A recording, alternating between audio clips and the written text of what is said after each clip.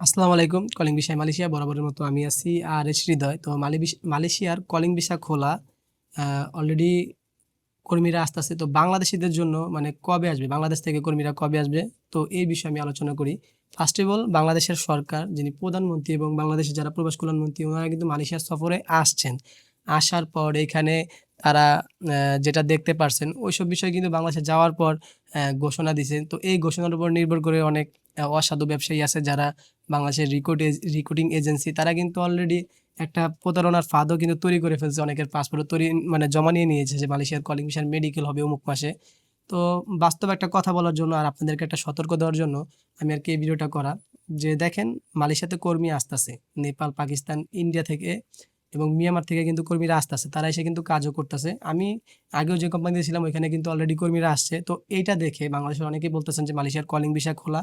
হ্যাঁ ভাই, মালয়েশিয়ার কলিং ভিসা খোলা ভাই। এটা কোনো মিথ্যা না। বাট বাংলাদেশীদের জন্য না। আপনারা হয়তো জানেন নেপাল আর বাংলাদেশের সরকার কিন্তু ২ টা দেশই স্বাধীন হইছে। তো নেপালের সরকারের দেখেন যে কাজগুলা তারা কিন্তু খুবই সঠিকভাবে করতেছে। বাট বাংলাদেশীরা কি বাংলাদেশের সরকার বা বাংলাদেশের গভর্নমেন্টে যারা আছে তারা কি করতেছে? তারা কিছুই করতেছে না। তারা আসার পর আসছে, যাচ্ছে, ঘোষণা দিচ্ছে। বাট এইসব ঘোষণার কারণে কিন্তু অনেকে দেখা গেছে প্রতারণার শিকারও কিন্তু হচ্ছে। তো বাংলাদেশ সরকারের কাছে একটা আবেদন যে হয়তো ঊর্ধ্বতন কর্মকর্তার কাছে আমাদের ভিডিওগুলো পৌঁছাবে না। আমরা ওইরকম বড় মানের ইউটিউবারও না। সময় পাই ওই সময়টাকে কাজে লাগাই। সোশ্যাল মিডিয়াতে ভিডিও আপলোড করি। যদিও কোনো ঊর্ধ্বতন কর্মকর্তা দেখে থাকেন অবশ্যই আমাদের একটু দেখবেন।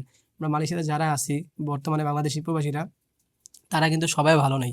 আর যত যতটুকু আমরা জানি যে এখানে কিন্তু কর্মীর সংকট আছে। কারণ মালয়েশিয়াতে বাংলাদেশী শ্রমিকদের খুবই ভালোবাসে।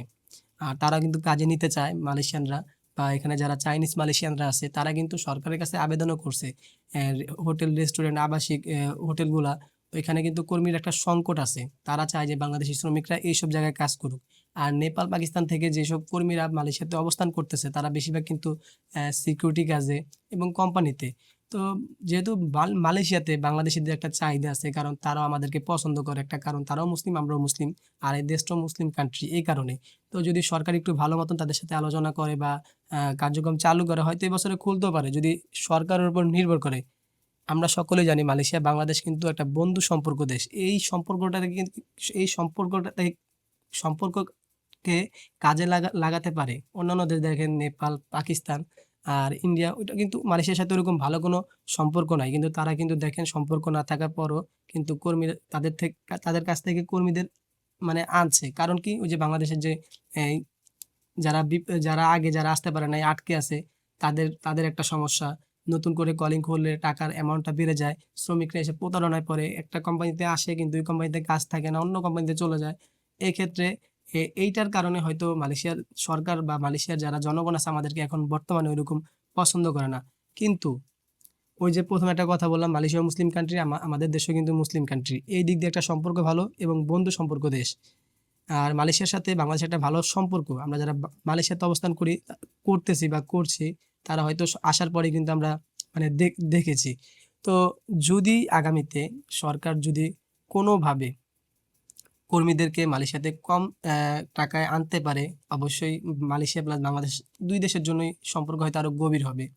তো দিন শেষে একটাই কথা বলবো, মালয়েশিয়ার কলিং ভিসা খোলা, অন্য দেশের থেকে কর্মী আসতেছে। বাংলাদেশের এখন পর্যন্ত কোনো প্রসেসিং চালু হয় নাই। হয়তো আগামীতে হবে কারণ কয়েকটা রিক্রুটিং এজেন্সিকে কিন্তু বাতিলও করছে। আগের একটা ভিডিওতে বলছিলাম। তো না যে এখন যেহেতু কোনো অফিসিয়াল ঘোষণা নাই, তো আমি আপনাদেরকে একটা কথা বলবো। অফিসিয়াল ঘোষণা ছাড়া কোনো পাসপোর্ট আপনারা কোনো দালাল বলেন আপনার গ্রামের পাশের অথবা আপনার বাড়ির পাশের অথবা রিক্রুটিং এজেন্সি বলেন তাদের কাছে কিন্তু জমা দিবেন না। এক্ষেত্রে কিন্তু আপনারাই বিপদে পড়তে পারেন। তো আপনাদেরকে এতটুকুই সতর্ক করা যাতে প্রতারণায় না পড়েন। হ্যাঁ, অপেক্ষা করেন অফিসিয়াল ঘোষণা আসুক তারপরে জমা দেন। আর যদি কোনো ঘোষণা আসে পুরাপুরিভাবে উন্মুক্ত হয় তাহলে কিন্তু সোশ্যাল মিডিয়াতে আপনারা দেখতে পারবেন। আমরা যারা মালয়েশিয়াতে আছি তারাও কিন্তু ভিডিও করি এবং বাংলাদেশের যেসব সোশ্যাল মিডিয়া তারা কিন্তু সিওরভাবে ঘোষণা দিবে। এখন পর্যন্ত কোনো মিডিয়া কিন্তু সিওরভাবে দেয় নাই। তো জাস্ট সতর্ক করা, একটু হুঁশিয়ারি করা এই ছিল আমার আজকের মতো ভিডিও। ভিডিও ভালো লাগলে অবশ্যই চ্যানেলটি সাবস্ক্রাইব করবেন। ফেসবুক থেকে দেখে থাকলে লাইক, কমেন্ট, শেয়ার করবেন। তো দেখা হবে পরবর্তী কোনো ভিডিওতে। সে পর্যন্ত সবাই ভালো থাকবেন, সুস্থ থাকবেন। আল্লাহ হাফেজ।